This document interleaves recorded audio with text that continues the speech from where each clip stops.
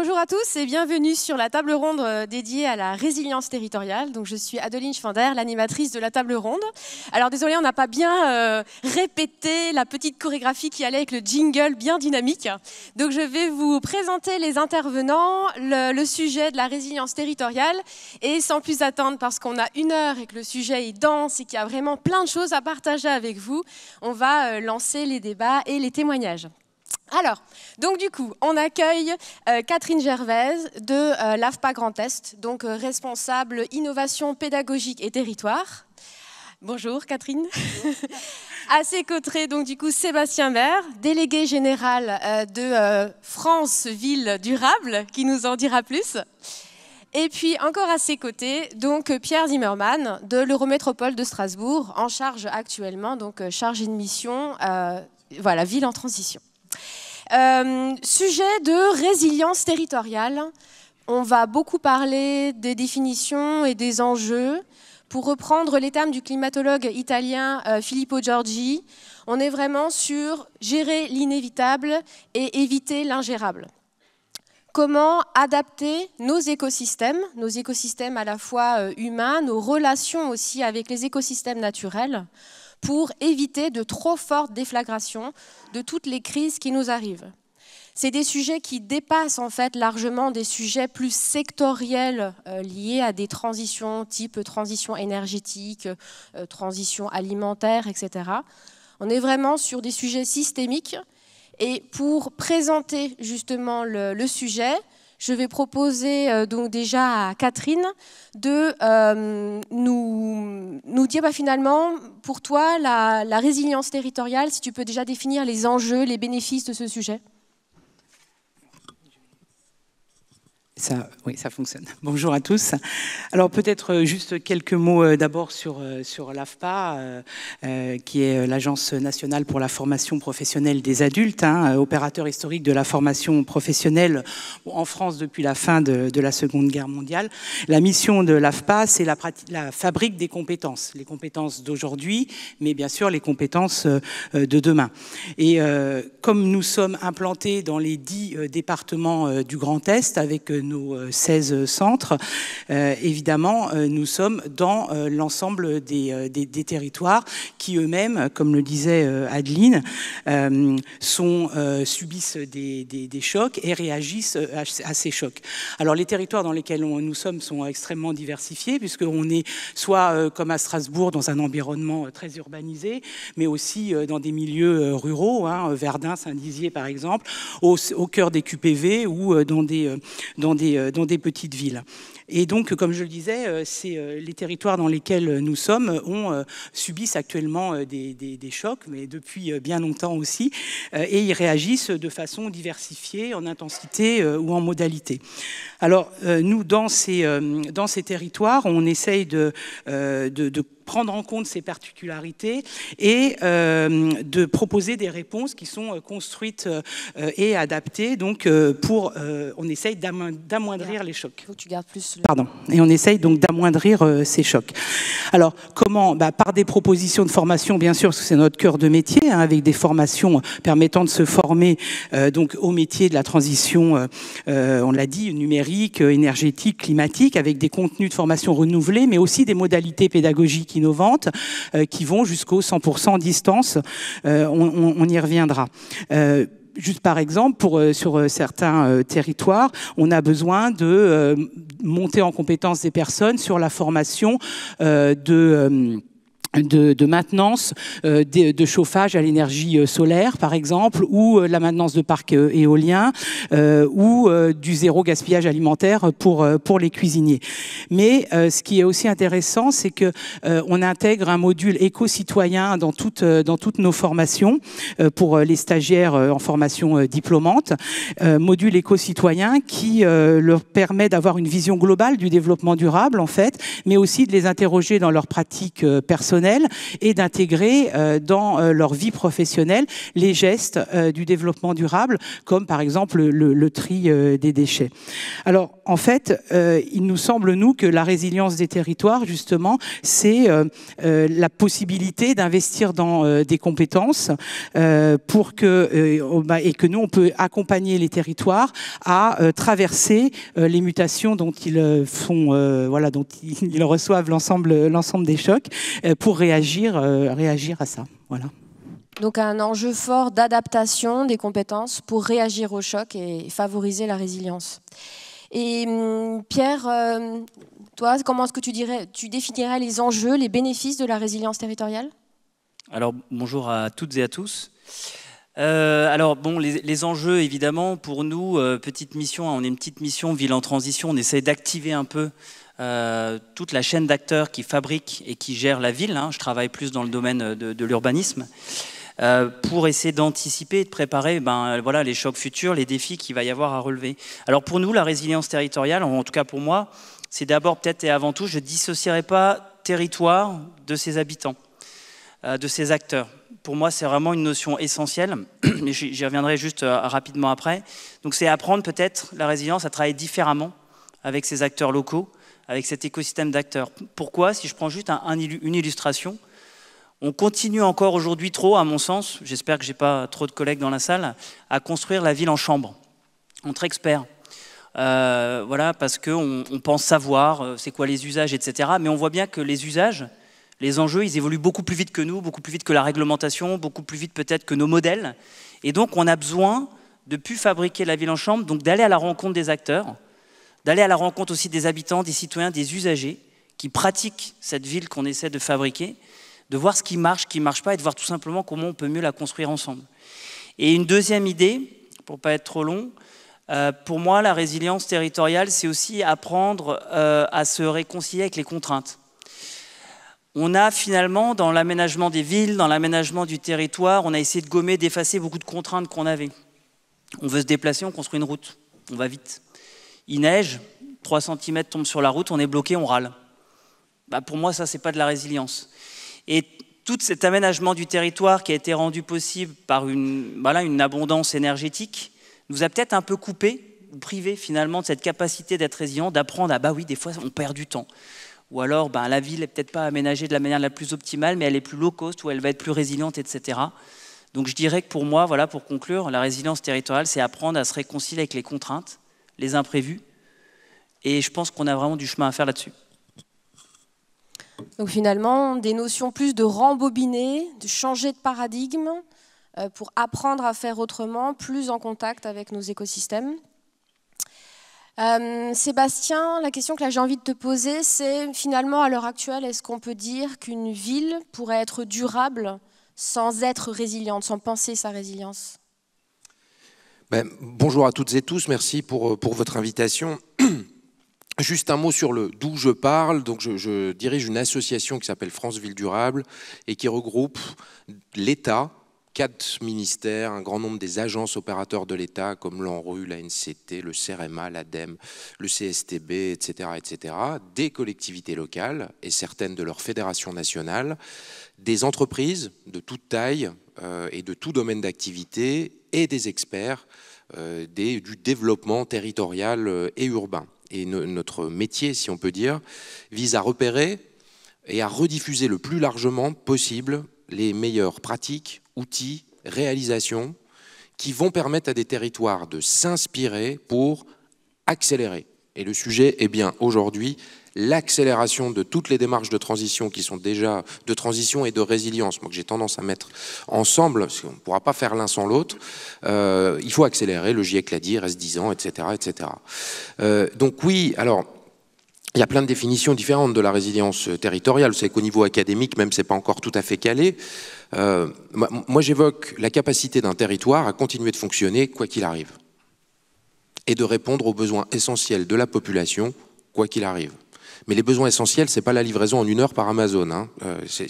Voilà, donc il y a vraiment une vraie question, y compris démocratique, de participation citoyenne, etc., sur ce qu'on entend par besoins essentiels qui doivent être fournis, quoi qu'il arrive, quels que soient les aléas, quels que soient les chocs, vous en avez beaucoup parlé, les désastres, les événements disruptifs dans le fonctionnement du territoire, mais aussi en réduisant ce qu'on appelle les stress chroniques. Il y a tout un tas de phénomènes latents dus aux activités humaines qui entament tout autant les capacités de fonctionnement du territoire, mais qui ne sont pas des chocs.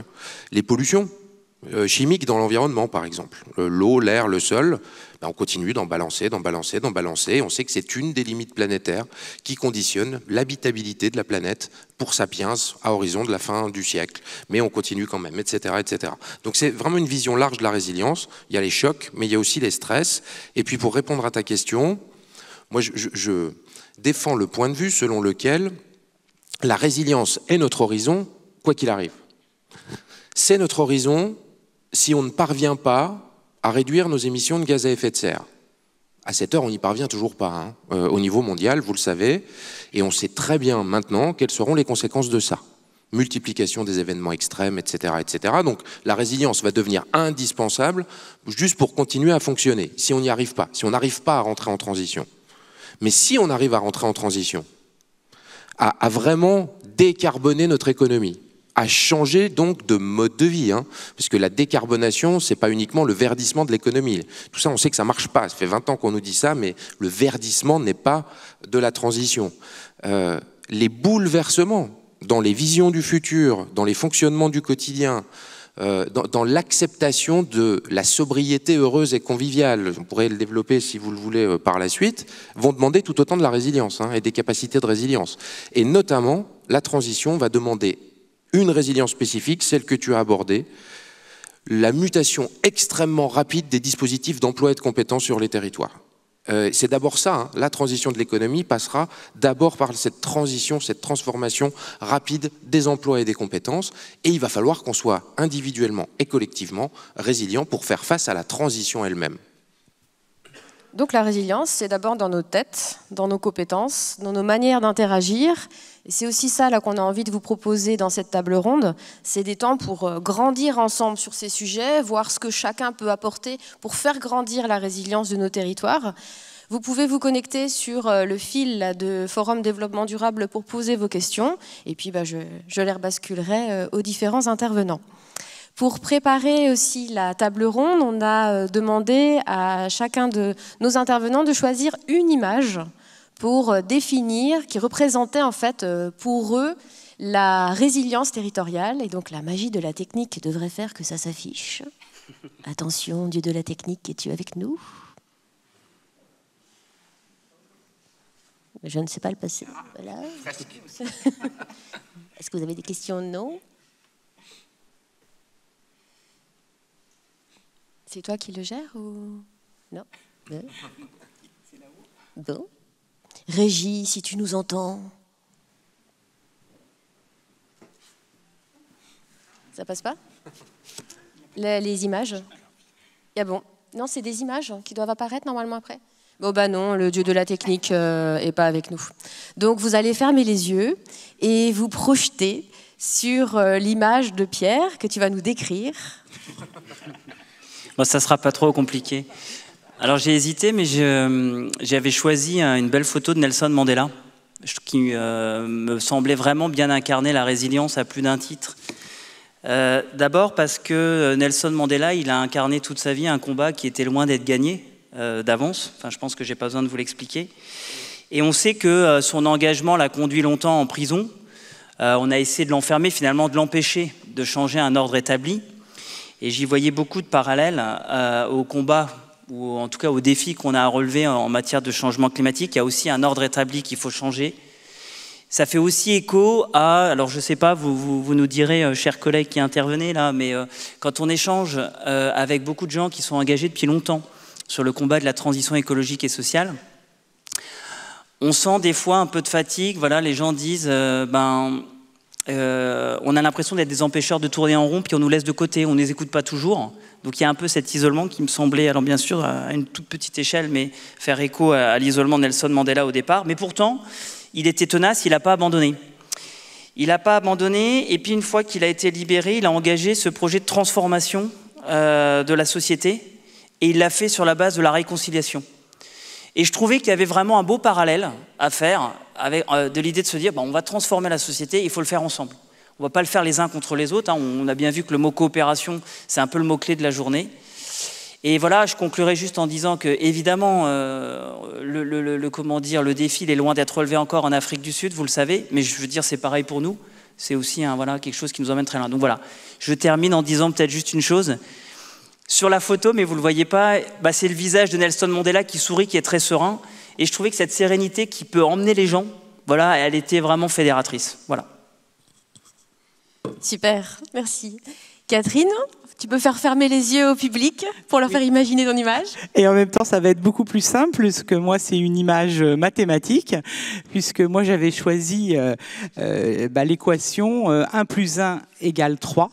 Voilà, donc c'est assez simple à se l'imaginer, parce que pour nous, la résilience passe par l'action à plusieurs, bien sûr, réfléchir ensemble pour co-construire des réponses au nouvel environnement qui s'imposent et puis aux difficultés qui apparaissent ou qui se renforcent, faire émerger des méthodes, des solutions pour le territoire, travailler en réseau. Et 1 + 1 = 3 vraiment traduit cette idée que l'on est plus utile, plus efficace et plus créatif à plusieurs, ensemble, plutôt que chacun de son côté. Et aussi que les termes de l'addition, le 1 + 1, eh bien que ces deux termes-là sont capables chacun de se décentrer un peu de leurs caractéristiques initiales, de faire un pas de côté pour mieux réinventer une offre de services commune. Et donc, voilà, juste un tout petit exemple. Sur le centre de Remiremont, on a un apiculteur qui a souhaité implanter des ruches. Donc évidemment, lui, il a son activité production le miel. Nous, on a une activité centre de formation, donc on peut continuer comme ça. Mais ce que l'on a fait, c'est qu'on a regardé ce que l'on pouvait faire ensemble. Évidemment, former des stagiaires à la biodiversité et à la récolte du miel, mais aussi vendre les produits de l'apiculteur dans le centre. Et donc, du coup, on a offert une offre de services différente ensemble. Voilà, c'est vraiment ça l'idée que je voulais partager ici. Quelque chose de très créatif. Et pour toi ? Bien, moi, j'avais choisi une photo de la manifestation de janvier 2015 à Paris, après les attentats de Charlie Hebdo. Ces photos qui ont fait le tour du monde, où on voit une foule énorme massée le soir, et des habitants des manifestants qui portent des lettres lumineuses qu'on voit de loin et qui écrivent « Not afraid ». J'avais pris cette photo pour illustrer deux choses. La première, c'est que la résilience d'un territoire, c'est d'abord la résilience de ses habitantes et de ses habitants, avant d'être celle de ses infrastructures, de ses systèmes, de ses institutions, etc., etc. Bien sûr, nous, enfin je dis nous, je ne suis plus du côté de la collectivité seulement, mais en tout cas du côté des collectivités ou des pouvoirs publics, on a tendance à considérer, comme tu le disais très bien, qu'on sait tout, qu'on gère tout, qu'on s'occupe de tout, et dormez tranquille, quoi. Grosso modo, on sait que face à des événements disruptifs importants, les infrastructures, les pouvoirs publics, les systèmes de réponse, etc., face à des événements majeurs, mais ils ne sont pas dimensionnés pour, et c'est normal. Et donc, ils ne suffiront pas. Et qu'est-ce qui reste quand les infrastructures, les systèmes, les institutions sont débordés? La capacité des habitantes et des habitants à s'entraider. Donc, le premier facteur de résilience d'un territoire, connaître son voisin, et avoir une visibilité des vulnérabilités sociales qu'on peut avoir autour de chez soi pour, en cas d'aléa ou d'événement, quoi qu'il arrive, penser en priorité aux personnes vulnérables à la place des secours, quelque part, qui, eux, n'auront pas forcément le temps d'être là partout. Et puis, le Not Afraid, c'est important. Parce que même si on sent depuis 1-2 ans une évolution très forte dans ce domaine, parler de la réalité de l'anthropocène et donc du besoin de résilience, en général, on vous dit tout de suite, t'es vraiment trop collapso, toi. Hein. Ah non, c'est anxiogène. Ah non, faut arrêter de dire ça. Non, mais bien sûr, l'homme va trouver une solution magique. On va s'en sortir. Il est plus fort que tout. Et surtout, ne parlons pas aux habitants de ces sujets-là parce que ça leur fait peur. Et puis, c'est pas comme ça qu'on va être réélu. Et puis, etc., etc., etc. Sauf que des habitants non sachants, ce ne sont pas des habitants qui sont prêts à entrer dans la transformation. Donc, il y a un enjeu extrêmement fort de pédagogie, d'implication de la population dans la réponse à tous ces enjeux. Et Not Afraid, c'est pour dire que la résilience, c'est pas du tout anxiogène, c'est pas du tout collapso. Au contraire, c'est la prise de conscience de la réalité de ce qui nous arrive dans la figure pour pouvoir y faire face. Par contre, on le met sur la table, on en parle, on l'assume. Et cette démarche de résilience, elle est là pour protéger, pour rassurer la population, à l'inverse d'inquiéter. espoir, entraide, coopération pour faire face et protéger, en particulier répondre à nos besoins essentiels, et ça, le faire tous ensemble, parce qu'on le voit bien, seul, on sera extrêmement fragile. Alors Catherine, on a tendance à inviter l'AFPA sur des tas de sujets. L'AFPA est connue comme un très grand opérateur de formation, de développement des compétences. Pour moi, c'était presque un petit peu une surprise de parler de vous aussi sur ces sujets de résilience. Et en préparant la table ronde, j'ai été impressionnée par déjà ce que vous avez mis en œuvre et par la manière dont vous avez décidé de manière proactive de positionner vos ressources, vos compétences, tout ce que vous avez à proposer. Tu vas le décrire plus précisément, pour favoriser la résilience des territoires. Alors, est-ce que ça, tu peux nous en dire plus? Parce que là, tu as présenté l'AFPA, on va dire qu'on connaît classiquement, mais en quoi est-ce que l'AFPA est un acteur de résilience? Effectivement, on existe depuis 70 ans, donc on a traversé plein de chocs et on s'est adapté, mais à notre environnement. Mais depuis 2018, et évidemment, il y a eu la période Covid qui nous a un peu freiné, mais on a entamé une phase vraiment importante de transformation qui, en fait, nous amène à repenser notre action et l'usage de nos infrastructures et de nos implantations dans les territoires pour devenir vraiment un outil au service du territoire.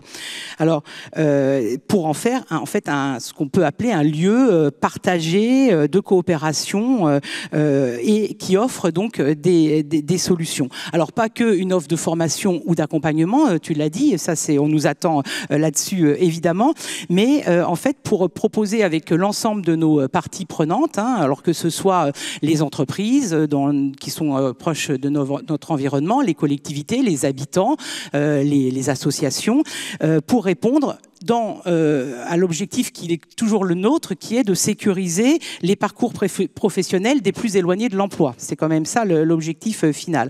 Et donc, on transforme nos centres de formation en ce qu'on a appelé le village de l'AFPA. Le village de l'AFPA, et donc on a redéfini en fait notre raison d'être. Voilà. Donc, on est actuellement en plein déploiement en fait de cette nouvelle stratégie qui a été souhaitée par notre directeur, alors notre directrice générale, mais là vraiment impulsée par notre directeur régional.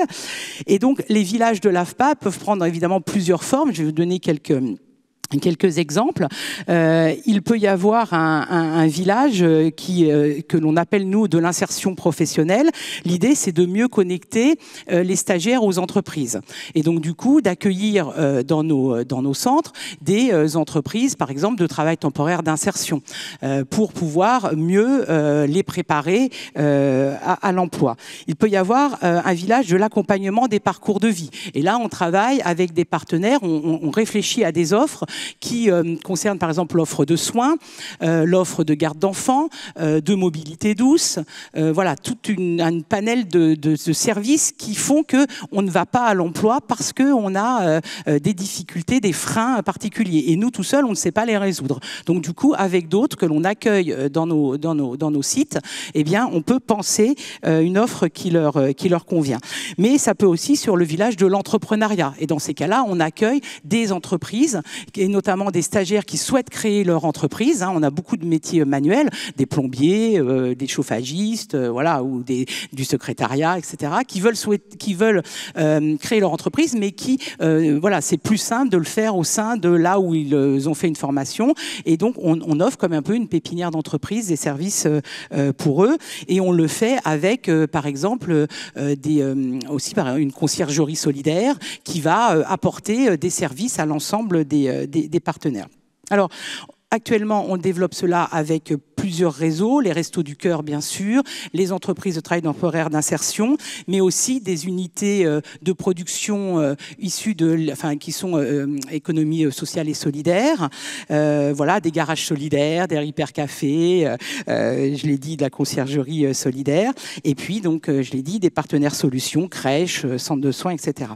Alors, ce qui est intéressant aussi, c'est en lien aussi avec notre journée d'aujourd'hui, c'est que tous les villages qu'on est en train de construire, avec, encore une fois, pas seul, mais vraiment avec nos partenaires de chaque territoire vont être tagués par rapport aux objectifs du développement durable de l'ONU. Et donc, par exemple, évidemment, l'objectif 11, ville et communauté durable, le 12, consommation responsable, éradication de la pauvreté, etc. Donc chaque village aura aussi une couleur et une identité.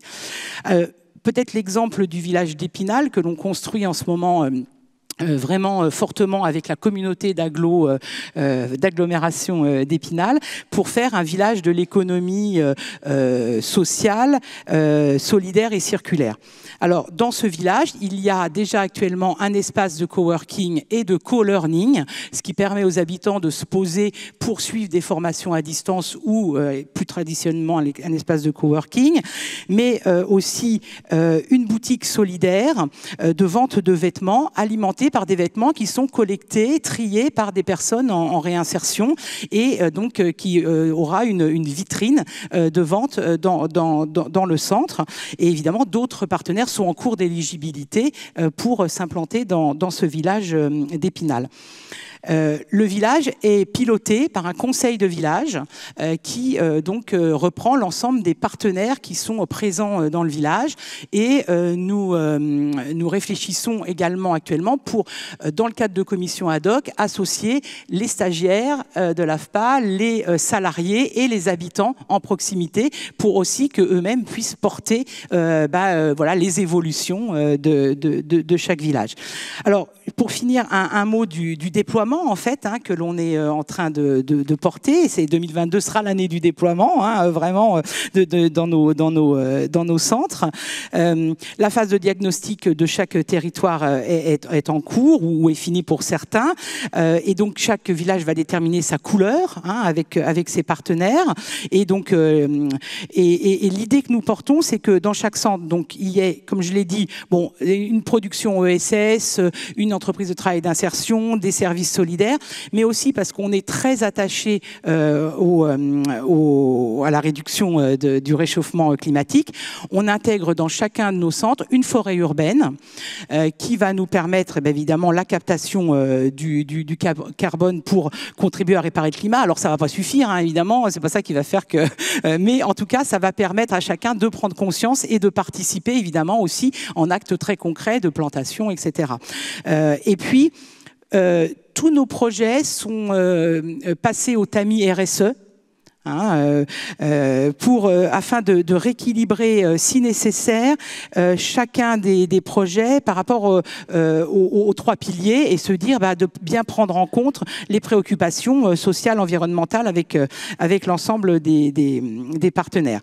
Et puis juste pour finir, un mot, il y aura également dans chaque centre, on est en train d'imaginer un bâtiment RSE, c'est-à-dire un démonstrateur des possibles, un bâtiment qui sera autonome en énergie, bien sûr, avec des matériaux biosourcés, bien sûr, mais aussi un lieu d'échange et de réflexion sur le développement durable et social, dans lequel l'ensemble des gens qui sont présents sur le centre, mais aussi les habitants ou les entreprises à l'extérieur, pourront venir s'enrichir et apporter des contributions sur le sujet. Donc mettre à disposition les ressources d'une grosse structure pour favoriser presque la biodiversité des petites structures sur le territoire et par là même accélérer aussi la résilience de l'ensemble, sensibiliser tous les acteurs, faire vivre des choses à tous les stagiaires, parce que mine de rien, vous avez énormément de stagiaires qui passent sur le site, donc en tant que tel, vous êtes un acteur de sensibilisation hyper important à ces sujets-là. Quand on parle de résilience, on a tendance, enfin d'ailleurs sur tous les sujets, on a tendance à vouloir aller très pragmatiquement dans des choses très opérationnelles. Et une des questions qui revient toujours, c'est d'accord, mais on fait comment ? Est-ce qu'il existe, Sébastien, des outils, des clés magiques, des dispositifs qui permettraient de passer tous nos dispositifs à la moulinette de la résilience ? De plus en plus. Le CEREMA a développé une boussole. Les outils existent. Mais pour entrer dans une démarche de résilience, il y a une vraie question de paradigme. C'est prendre conscience de la réalité de l'Anthropocène, de ses causes et de ses conséquences. Notamment aujourd'hui, tu évoquais les objectifs du développement durable. Alors, je vais essayer de rester très politiquement correct, mais le développement durable en tant que concept est de plus en plus critiqué aujourd'hui. C'est un oxymore, le développement durable, à partir du moment où on raisonne selon les limites physiques de la planète. Un développement ne pourra pas être durable s'il a pour objectif d'être en croissance exponentielle pour toujours.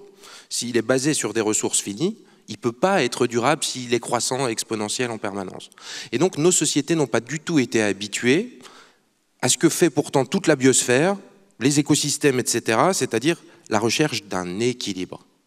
Pas la recherche d'un développement pour toujours, on va aller dans l'espace, puis après dans d'autres galaxies, puis après, etc. etc. C'est comment on arrive à remettre les pieds sur Terre sur une logique qui est que le cœur du problème de l'Anthropocène, c'est le développement. Et c'est ce qu'on a mis derrière le développement. Et donc, revenir aux besoins essentiels, c'est un vrai sujet auquel on n'est pas habitué. Et en termes de paradigme, aujourd'hui, enfin, le sujet climatique est sur la table, officielle, le grand public, etc. Ça y est, on y est enfin, un peu, enfin beaucoup plus qu'il y a quelques années. La biodiversité arrive, donc on commence aussi à bien avoir l'enjeu de la biodiversité, mais il y a 7 autres limites planétaires, je l'évoquais tout à l'heure, qui sont tout aussi dramatiques pour l'humanité et qui sont totalement hors scope aujourd'hui. Et donc la résilience, elle apporte cette vision plus holistique des enjeux, désolé pour les grands mots, mais en gros, arrêtons de les penser un par un, le climat d'un côté, la biodive de l'autre, etc. Tout ça est complètement interdépendant, interconnecté, et les réponses qu'on doit apporter doivent être en conséquence plus systémiques, deuxième mot nouveau, dans notre fonctionnement territorial, qui se heurte quand même en profondeur à nos fonctionnements traditionnels en silo, où c'est de l'anti-Descartes, hein. C'est un peu rude, mais le discours de la méthode, aujourd'hui, il est challengé, quoi. Pour gérer un problème, il faut le découper en petits morceaux qu'on va réussir à bien comprendre. Aujourd'hui, c'est ce qui pose problème par rapport aux enjeux auxquels on est confronté, qui, eux, sont pas du tout découpés en petits morceaux, sont systémiques, ont des effets cascades de l'un à l'autre, etc., etc. Donc les outils commencent à exister, mais il y en a un que je citerai notamment la première recommandation du récent rapport du Shift Project sur la résilience territoriale. J'ai participé à la relecture du rapport dans le comité d'experts. Première recommandation, pour les collectivités locales notamment, ou pour les entreprises, c'est pareil, consacrer 1% du budget de fonctionnement à la formation de tous les agents, de tous les cadres, des élus, de la population. On a l'impression qu'on sait, mais on sait globalement, non, on n'est pas encore sur des sujets grand public. On sait aujourd'hui que ce ne sont ni les médias, ni l'éducation nationale qui permettent d'éclairer la population sur ces enjeux. Donc il faut trouver d'autres leviers. Et on peut tout à fait le faire via les organismes de formation continue par ailleurs, hein, parce que l'enjeu aujourd'hui, c'est pas les générations futures une fois qu'elles arriveront au pouvoir, etc., etc. C'est les gens qui sont aujourd'hui avec des leviers dans les mains, qui ont des leviers de décision aujourd'hui, qui doivent absolument être formés en formation continue professionnelle sur ces nouveaux enjeux. C'est pas une honte de pas savoir. La plupart des connaissances et des découvertes scientifiques sur le sujet sont récentes. Alors, ça dépend ce qu'on appelle récent après. Mais on sait qu'il y a un temps entre le passage de la science à l'action publique. Et donc, par contre, il faut assumer le fait qu'il faut se mettre à jour. Il faut qu'on se mette à jour collectivement et qu'on mette à jour en particulier les dirigeantes et les dirigeants. C'est ce que fait notre association, notamment.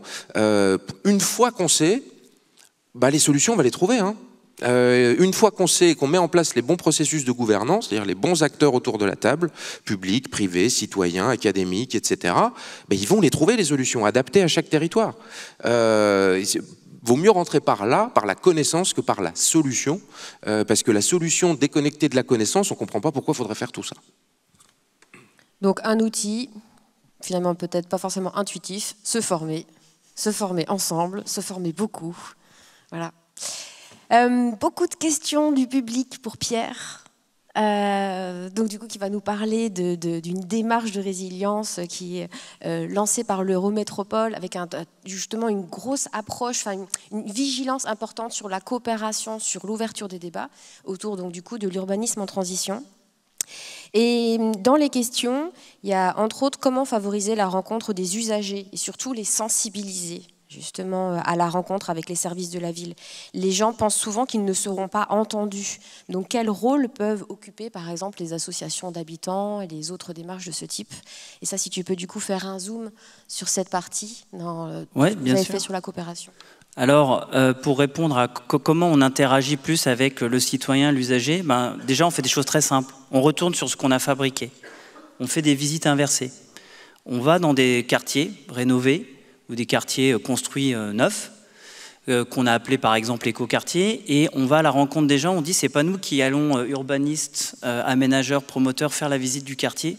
C'est vous qui habitez, qui allez nous faire la visite et vous nous dites ce qui marche pas, ce que vous comprenez, ce que vous comprenez pas. C'est souvent une grande, excusez-moi pour l'expression, mais une grande claque dans la figure. Parce que ça peut être des réunions tendues aussi, sur le stationnement, pour donner qu'un seul exemple que vous connaissez. Et puis après, l'idée, c'est de prendre un peu de temps pour aller au-delà j'allais dire, de ce premier échange, construire des ateliers participatifs derrière, en disant on a identifié 4-5 problèmes ou 4-5 envies. On ne reste pas que sur le négatif, bien sûr. Et on va travailler dans des ateliers avec des urbanistes, des aménageurs, des promoteurs, des bailleurs, des habitants, à solutionner les problèmes. On peut être amené ensuite, par exemple, à réaménager des espaces qui étaient mal conçus. On peut faire de l'urbanisme temporaire, du design temporaire conçu avec les habitants, avec l'usager, avant de le réaménager en dur. Voilà, donc il y a pas mal de solutions. Et ensuite, je ne sais pas si ça offre une transition à ce que j'allais présenter, mais on leur fait une place aux habitants, vous allez voir, dans des démarches. Je suis responsable d'un gros partenariat qui lie la ville de Montréal et la ville de Strasbourg, qui s'appelle Faire la transition en lien avec le citoyen. On est en train de mener des tas d'expérimentations conjointes ville de Montréal, ville de Strasbourg, pour faire en sorte que les citoyens à Montréal et à Strasbourg travaillent sur des projets aussi en commun, pas que les fonctionnaires, pas que les élus. Donc voilà, on essaie de leur faire des places dans ces démarches comme dans celle du PAC que je vais présenter, pour qu'ils aient la parole. Et après, une autre question, j'y répondrai pas, mais voilà, c'est toujours de dire qui est le citoyen, qui représente qui. Ça, c'est un autre défi, mais c'est important de leur laisser une place, bien sûr. Alors, je te laisse présenter le pacte, justement, sur lequel vous avez été assez loin dans cette prise en compte de finalement l'ensemble des parties prenantes pour réfléchir autrement l'urbanisme sur le territoire de l'Eurométropole. Alors en fait, si je vous racontais une petite histoire, comment on a lancé la démarche, tout simplement. On est en 2019, c'est pas vieux, et on est en train de préparer le plan climat 2030. On sait que la hauteur de la marche, tu l'as dit, elle est haute, et on sait qu'on ne pourra pas y arriver, nous, collectivités seules. En tout cas, nous, l'équipe Mission Ville en Transition, on est convaincus, on ne peut pas décider seul. On ne va pas passer juste par la règle, l'approche réglementaire descendante traditionnelle. Et je vous dis ça, on verra. Tout le monde n'est pas forcément d'accord en interne avec ce que je vais vous dire. Mais s'il y a débat, c'est qu'il y a du bon, finalement, si je faisais un petit clin d'œil. Et donc, du coup, on s'est dit, si la hauteur de la marche est très très grande, et si nous, on va devoir décliner direction de l'urbanisme ou traduire les objectifs du plan climat en préparation dans nos projets, il faut le faire avec tous les acteurs. Et donc, on a fait une chose vachement simple. On s'est dit, on va réunir tous les acteurs, toute la chaîne d'acteurs, les élus, les décideurs, les agents des collectivités, les opérateurs, aménageurs, promoteurs, bailleurs, architectes, énergéticiens, bureaux d'études, etc. Les associations ou les acteurs qui travaillent sur la santé, la nature, la mobilité, l'énergie, et des habitants. Donc voilà, des représentants des collectifs d'habitants que j'ai cités, avec qui on travaille maintenant depuis plusieurs années sur des démarches collaboratives, mais aussi les jeunes pour le climat. À l'époque, ils manifestaient, on allait les voir, on leur a dit « mais venez dans les ateliers, venez nous parler de la ville de demain, venez un peu confronter vos attentes ou le changement de pratique que vous avez avec finalement les certitudes d'une partie des gens qui fabriquent la ville. » Et donc en gros, on s'est donc dit, vous voyez, la règle elle est indispensable. Sans contrainte réglementaire, à un moment donné, on ne bouge pas. Mais elle ne suffit pas. Et c'est là où peut-être les gens ne seront pas toujours d'accord avec moi. Elle ne suffit pas parce que la règle elle sera toujours en retard sur les enjeux et sur la réalité des pratiques. Et donc on s'est dit, il vaut mieux réunir tous ces acteurs et réfléchir ensemble comment on va traduire un à un les objectifs du plan climat, mais on va le faire ensemble. Et on va, comme l'ascension, on ne va pas gravir l'Everest en un jour, on va y aller pas à pas, on va commencer par un premier camp de base, essayer de réfléchir ensemble. Alors qu'est-ce qu'on a fait très concrètement? On s'est dit, cette démarche, on ne savait pas où on allait au départ. On l'a entièrement coproduite. On a réuni les gens et on a dit, voilà, on veut aller au-delà de la règle, voilà le niveau d'ambition qui est fixé. Il y avait quand même des invariants, c'était les chiffres clés du plan climat, moins 40% d'émissions carbone, etc. Enfin, je vais pas les refaire toutes. Et on s'est dit quels sont les premiers thèmes sur lesquels on a envie de travailler tous ensemble. Donc c'est vraiment basé, vous voyez, sur le volontariat. Donc voilà, les acteurs, on a commencé par les faire réfléchir, voilà, entre professionnels, tous les promoteurs ensemble, tous les habitants ensemble, tous les élus ensemble, puis après on a mélangé les tables. Donc je vous passerai toutes les leviers un peu qu'on a utilisés. Et on a au final identifié 12 thèmes sur lesquels on voulait travailler d'abord et une 60aine d'engagements, qui sont donc des engagements non contractuels, puisqu'ils sont comment dire, c'est pas la règle, mais ils ont été coproduits ensemble. Et on a donc 12 thèmes, 60 engagements, une nouvelle gouvernance. On a réfléchi à comment on allait travailler ensemble, collectivement. Parce que quand vous remettez tout le monde en gros sur un pied d'égalité autour de la table, au début les gens nous disent « mais attends, c'est quoi ma marge de manœuvre? Est-ce qu'on va être soutenu dans les propositions qu'on fera ou pas ?»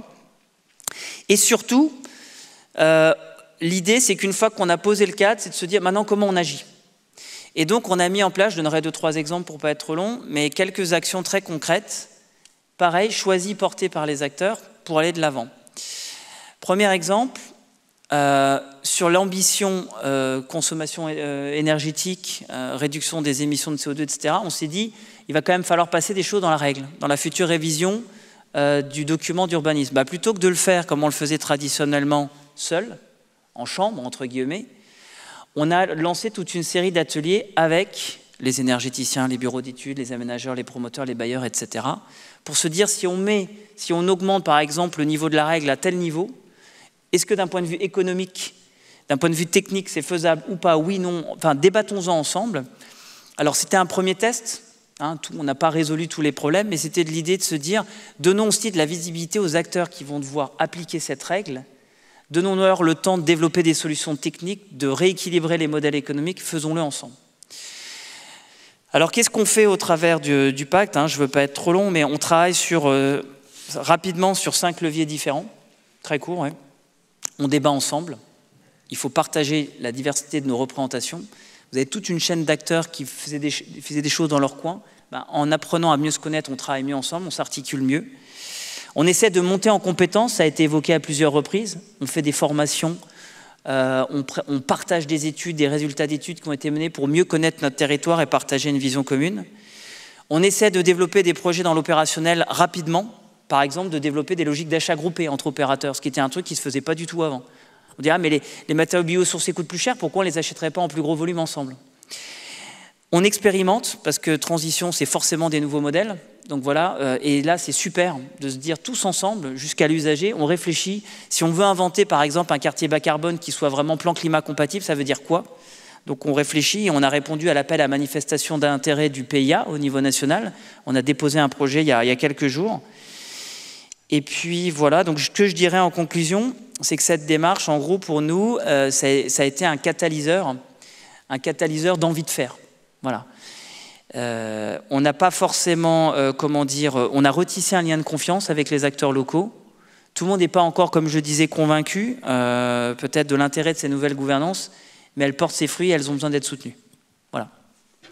Des espaces concrets pour apprendre à travailler ensemble avec un nouveau paradigme et pas juste les espaces classiques avec la collectivité qui impose une règle et les autres qui ont finalement la liberté de s'opposer parce que c'est les jeux de pouvoir classiques qu'on met en œuvre. On le voit dans la résilience, un enjeu très très important sur la coopération avec donc, du coup un gros travail de France Ville Durable sur ces sujets-là pour finalement apprendre à coopérer.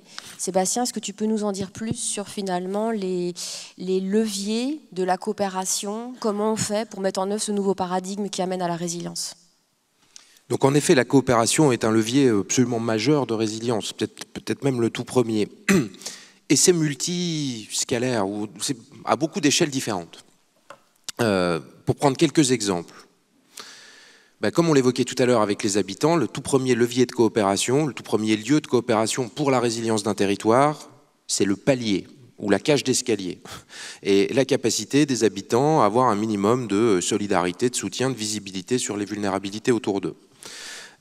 Bien sûr, si on reprend la question de la collectivité, intégrer le paradigme de la résilience dans le fonctionnement courant de la collectivité, ça demande de faire évoluer assez fortement les logiques de coopération interne à la collectivité, les processus. C'est pas du mode projet le systémique, C'est pas ce qu'on sait déjà faire dans les collectivités, le mode projet avec un pilote et puis des représentants de tous les départements qui se réunissent régulièrement, etc. C'est bien différent le systémique. Hein. Et donc ça demande une forte évolution de la coopération interne à la collectivité. Mais aussi, comme le fait très bien l'Eurométropole aujourd'hui, à l'échelle du territoire. Entre les acteurs publics, les acteurs privés, les différentes collectivités, les institutions, les habitants, les chercheurs, etc., etc. Et donc ça se développe de plus en plus, pas encore partout, mais c'est absolument fondamental.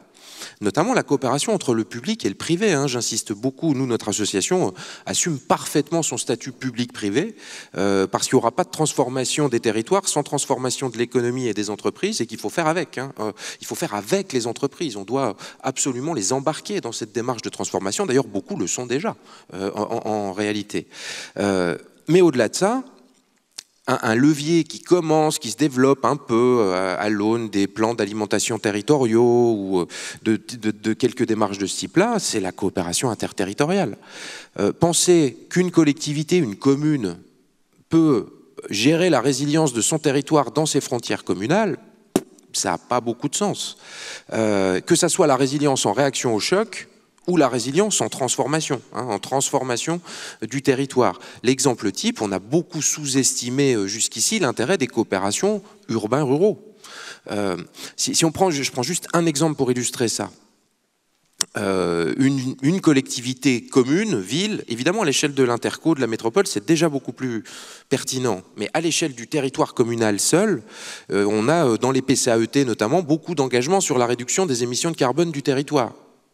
Mais moi j'avais fait le test dans une vie précédente on avait fait le test, je m'occupais de résilience à la ville de Paris notamment.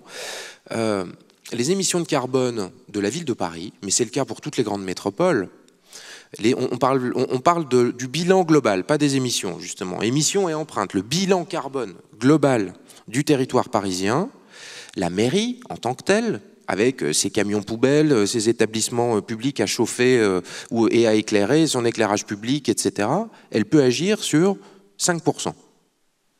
Avec ses compétences réglementaires, son pouvoir budgétaire, son pouvoir politique, etc., 20% au maximum. 80% échappent totalement. C'est les entreprises, c'est ce que les habitantes et les habitants consomment, achètent, mettent dans leur assiette, etc., etc. Et la collectivité croit, là encore, avoir tous les leviers, mais non, elle n'a pas les leviers directement. Et si elle veut agir sur des effets systémiques de décarbonation, la plupart du temps, ça ne sera pas intramuros. Deux exemples, l'alimentation territoriale, évoquée. L'agriculture urbaine, c'est bien, c'est pédagogique, etc., mais c'est pas du tout à l'échelle pour nourrir les gens. Hein. C'est évident qu'on a besoin de foncier agricole à l'extérieur, reconstituer les ceintures maraîchères autour des villes, comme ça c'est toujours fait, sauf depuis 50 ans ou 100 ans. On a fait un peu n'importe quoi, mais on sait le faire, quoi. Mais ça, c'est de la coopération interterritoriale. Créer un centre de tri et de valorisation de matériaux, de déchets de chantier du bâtiment, ça demande de la surface, hein. Ça sera vu au prix du foncier à l'intérieur des villes. Il y a peu de chances que ça soit à l'intérieur des villes. Et par ailleurs, c'est peut-être pas souhaitable avec les flux de camions, etc., etc. Créer des centrales de production d'énergie renouvelable décentralisées. Là aussi, dans les villes, on n'a pas énormément, dans les centres urbains denses, il n'y a pas énormément de solutions. Il y en a un peu plus à l'extérieur, etc., etc. Donc la coopération urbains-ruraux, il y a des très bons exemples qui débutent par exemple à l'échelle des bassins versants, qui prennent au départ les risques hydriques, soit trop d'eau, les inondations, soit pas assez d'eau, de plus en plus les stress hydriques chroniques, etc. Et qui se disent la stratégie de résilience, là, elle doit couvrir le bassin versant, en intégrant les villes-centres et toutes les communes rurales qui sont le long des affluents et du cours majeur. Donc, il me semble que ça avance quand même, qu'on est de plus en plus en train de se rendre compte que ce leitmotiv qu'on a beaucoup entendu depuis des années de compétitivité des territoires, hein. Les territoires, ils doivent être compétiteurs, ils doivent être concurrents les uns avec les autres, mais c'est pas très résilient, quoi, hein. C'est pas très résilient, surtout à l'échelle nationale. Enfin, on organise nous-mêmes la compétition entre nos propres territoires pour qu'il y ait des gagnants et des perdants. Le gagnant va attirer toutes les entreprises, super, il va être attractif, etc. Mais elles viennent d'où? Elles viennent des territoires où elles sont parties. Hein. Et donc l'État viendra corriger le fait que, zut, on a organisé la compétition, mais il y a des perdants. Du coup, on doit aider les perdants. Cette logique compétitive, elle est délétère par rapport aux enjeux climatiques. Il faut absolument passer à une logique bien plus coopérative. Chaque territoire a ses spécificités. On peut tout à fait envisager des collaborations renforcées sur les sujets essentiels de l'Anthropocène et surtout sur la réponse aux besoins essentiels des habitants, quoi qu'il arrive. Dans les questions de la salle, il y a quand même aussi un peu du scepticisme, dans le sens, bon d'accord, mais on le voit bien, on parle d'amener des connaissances aux élus, aux décideurs. Par contre, on le voit bien par exemple avec la Convention citoyenne pour le climat. Même quand les citoyens donnent les informations, travaillent pour monter des vrais projets, c'est pas pour autant que les décideurs prennent en compte ces informations. Donc il y a aussi des questions sur ok, mais on fait comment du coup, nous en tant que citoyens, pour faire passer le message qu'on veut que cette urgence soit prise en compte. Donc là, c'est une question que j'ai envie de vous reposer à tous les trois, de dire finalement en tant que citoyen, quels sont les leviers pour pour inviter nos dirigeants à prendre en compte cette urgence-là, pour prendre en compte que ce soit les rapports, se former, etc. etc. Je ne sais pas, Catherine, si tu veux réagir. Peut-être un mot, mais qui a été évoqué en plénière tout à l'heure, que j'ai beaucoup aimé.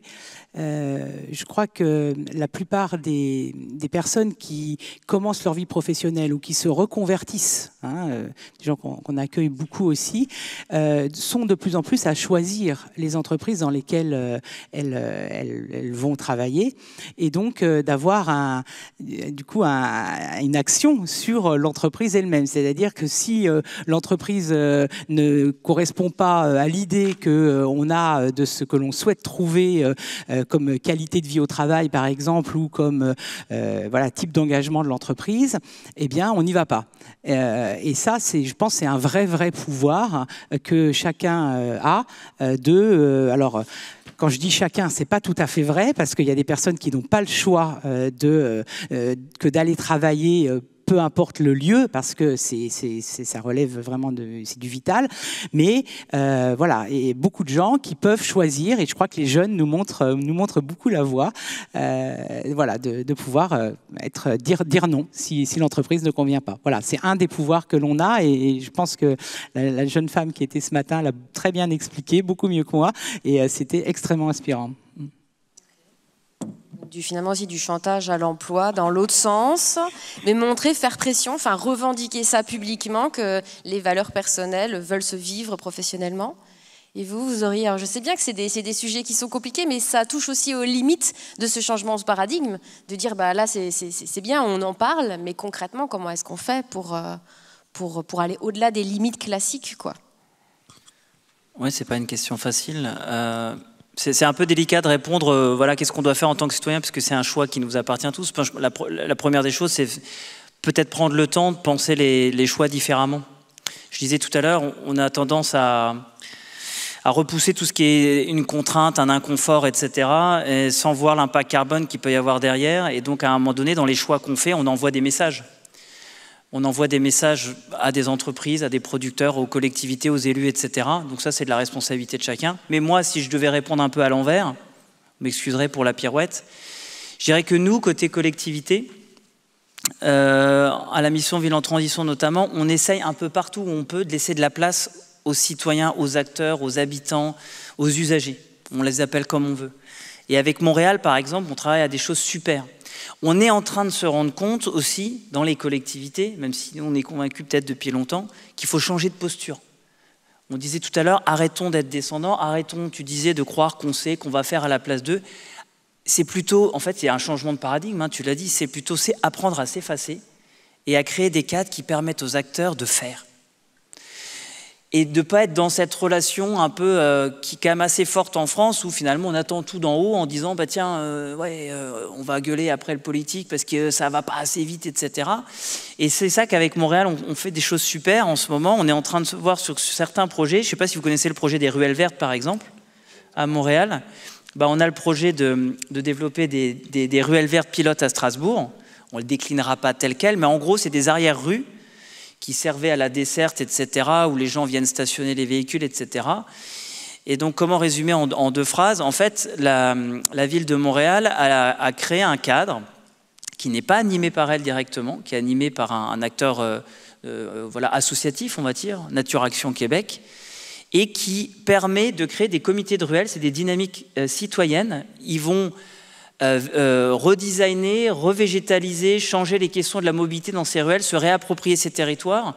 Mais ce qu'il faut voir, ce n'est pas la simple dimension végétalisation. Ils se réapproprient le pouvoir d'agir, de transformer la ville existante. Et j'ai discuté, parce que je connais beaucoup de gens, je suis binational entre guillemets, entre la France et le Canada. À Montréal, en fait, il y a des gens qui sont investis par ce biais de la végétalisation de la ville et qui se sont rendus compte qu'ils pouvaient agir beaucoup plus loin, sur des mobilités partagées, sur du lien social, sur des solidarités de voisinage que tu évoquais aussi, Sébastien, tout à l'heure, sur des microcentrales de production d'énergie, sur des véhicules partagés, etc., sur du réaménagement de places urbaines, faire naître des maisons de la transition, développer de l'habitat participatif, donc ils deviennent acteurs. Et pour ça, je conclus en disant, à nous d'apprendre dans la collectivité voilà, à laisser la place à ces acteurs pour agir. Voilà. Cette relation ou ce partage des responsabilités entre les décideuses, décideurs politiques d'un côté et les citoyennes et citoyens de l'autre n'est pas si évidente en fait.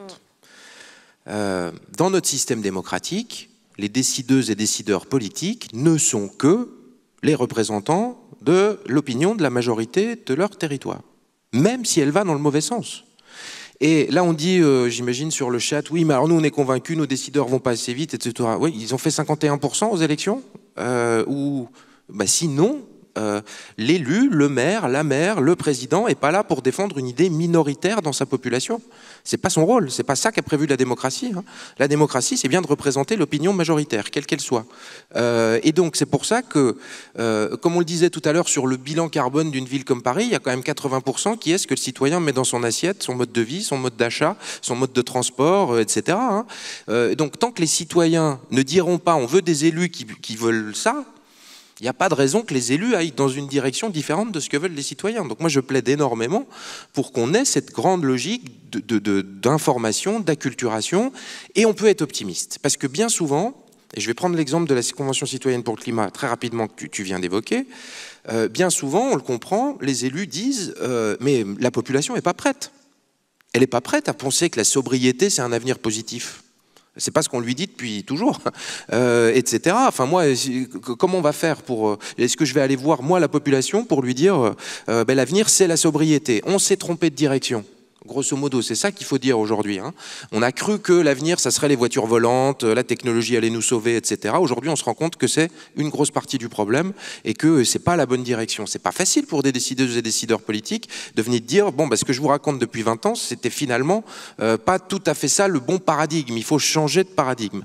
Mais la Convention citoyenne pour le climat, 150 habitantes et habitants non spécialistes, non militants, non encarté, non politique, représentatif de la société française dans ses différentes dimensions socio-économiques, territoriales, etc., qui bénéficie de 2 fois 2 jours de formation express.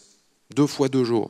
Formation express. Ils ont vu tous les spécialistes, les scientifiques, etc., qui leur ont expliqué juste la réalité des causes et des conséquences de l'Anthropocène. Qu'ont-ils formulé comme proposition spontanément ?